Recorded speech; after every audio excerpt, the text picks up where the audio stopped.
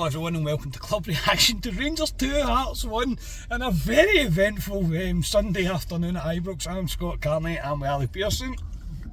I've said it for years, Rangers will be the death of me, but where do we start with that, Carney? I honestly don't know where I start or where I'm even going to begin to start. Straight off the bat I will say, see moments like that in football is kind of what it's all about when you're on the good side of it. Ali's just said that walking down the road there and he's pretty spot on. That was 88 minutes of turgid nonsense from Rangers, it really was, but the way that we've managed to dig that out to get a 2-1 win, I'm kind of in disbelief, but my God, I didn't half enjoy it. It was a real experience, an absolute real experience, and hopefully a real shot in the arm for this team, but we'll go into it slightly more, I think, Ali. The starting 11 was Butland, Tavernier, Goldson, Davis, Ridvan, Lundstrom, Raskin, Cantwell, Sima, Lammers and Dessers. My heart sank when I seen Lammers, mate, I'm not going to lie. I think quite a few hearts sank as Rangers fans. A lot of them that I seen on social media was the usual Dessers and Lammers. Oh God, here we go again. Dessers, yeah, I thought he'd play anyway because of the injuries. Kamara Roof's obviously out. Danilo obviously can't play 90 minutes. Lammers, for me, had to come out the team today. He didn't. He gave him another chance, but he's not got much to pick from, but Lammers was the one that I would have left out. Yeah, very much so. In the game itself, when Rangers started in the worst possible way.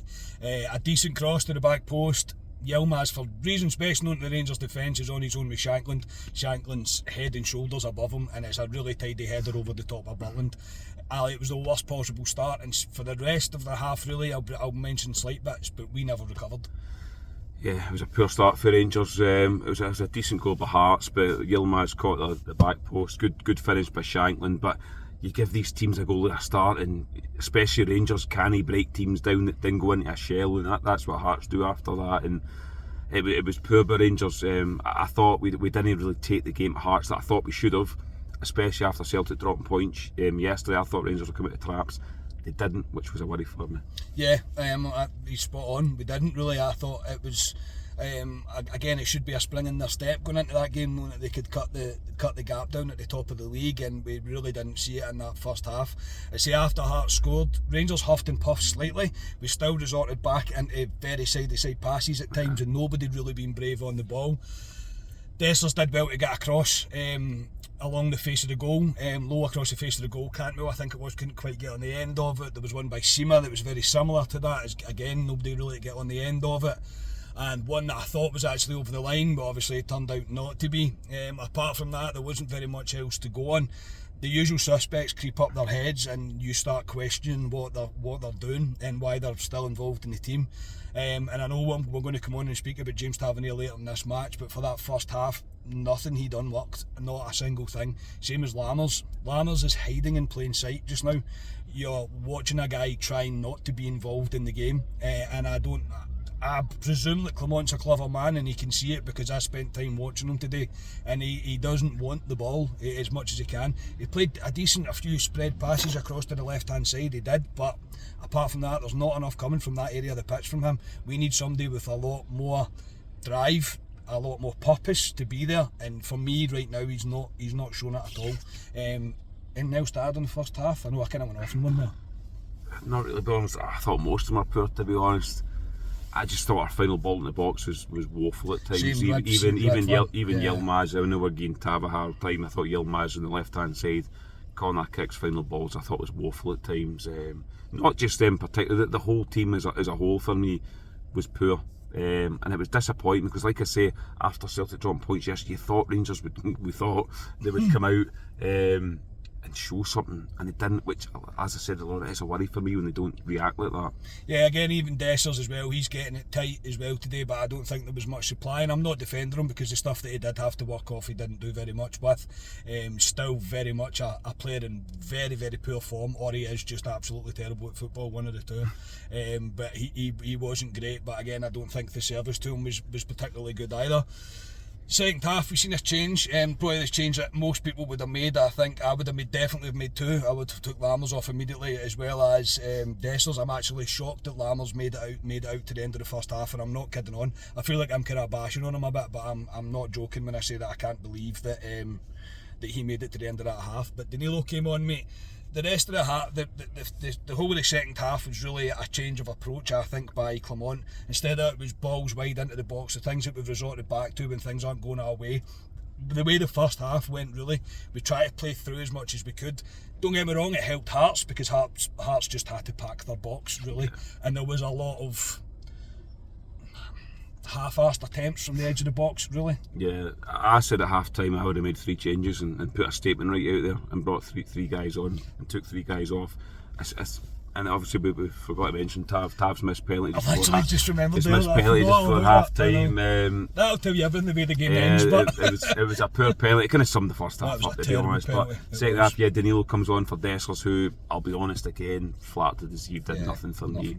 Bit of a wasted jersey, as Lammers is, which it's an occurring theme this season. But Danilo comes on. Yeah, after I thought we tried to play through Hearts, but without really doing anything, to be honest, because, like, as I say, as soon as Hearts get a goal of a lead, they go compact and we struggle. And it's not just this season, it's previous season, we struggle to break teams down like that. Yeah, we did. And yeah, completely forgot to mention James Tavernier missing a penalty, but we're about to come on to better stuff, trust me. But yeah, it was very frustrating. A very, very frustrating match to watch. Not really anything was... We weren't creating clear-cut chances. There wasn't ones that you could think he has to score there or he has to score there. There wasn't really any of that. The keeper didn't really have a top-class save, a trying save to make. It wasn't really there. We did make changes, a number of changes actually. McCausland come on, Ryan Jack come on, who else come on? Scott Wright come on. Was that it? Well, Raskins went down as well with a bad one. It didn't look particularly good for Raskin. I think he got up and tried to walk on. I think it might be his ankle, with the way he looks at it. And that was from maybe one of the better attempts that we had, when the ball kind of broke to him in the box and he turns around and hit it on the spin. He looks like he's done himself a real sore one, which is brilliant. It's going to add to the injury list at Ibrox. But there wasn't really much else to go on, and then we come on to just a fucking bizarre end to a game of football. It really is. Now, when this corner came in, Connor Goldson went down, and Connor Goldson, after that, I seen him get up, he was screaming at Beaton for it, absolutely screaming to Beaton that it was a penalty. Once there was a break in play, Beaton then consulted VAR, and it turns out that it was a penalty. I've not seen it back yet, I'm going to have to watch it, I've not seen it.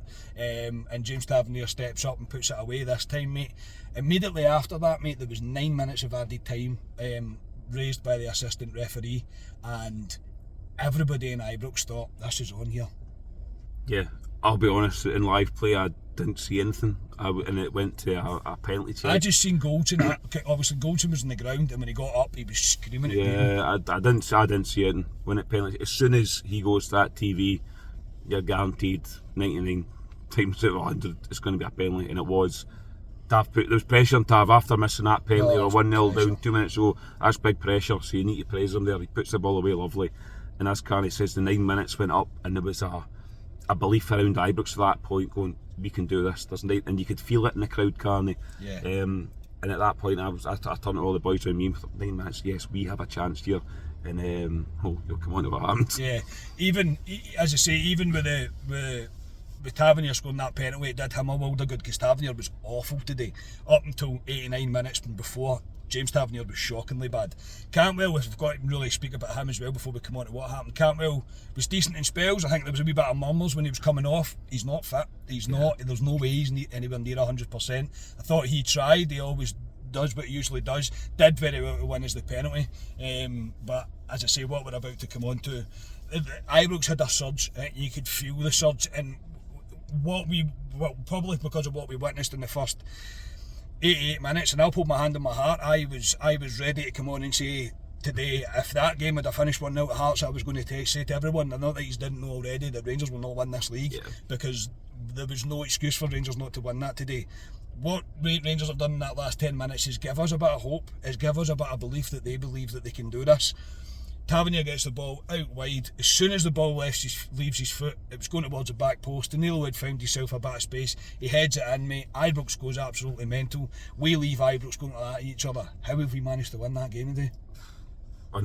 Unreal. That's why you watch football and you're a football fan. For moments like that, I never seen that come with Rangers today, I'll be honest. 1-0 down with 5 minutes to go, even 20 minutes to go. I never seen Rangers winning that game, but you need to, as much as we bash this Rangers team, you need to give them a bit of credit, because I think under Beale we wouldn't have done that. I don't think we would. He showed a bit of leaf. Danilo, it's an easy thing to say. It is easy. It's easy to say now that we've won the game, but Danilo for me shows he's a proper striker for me. It was a great ball in Batav. Danilo peels off the back post, fantastic header into the net, and Ibrox goes absolutely tonto. Scotia went to the toilet just before this happened. I think he came in as Danilo scored, so he was back just in time. But at that point, I'll be honest, I was in more disbelief, Carney, that we're 2-1 up here, and it's a huge moment in this title race. Yes, we're still 5 points behind. Celtic are the front runners here, but it just changes something, and I was delighted, I really was, because I've come out of Ibrox many a time this season disappointed.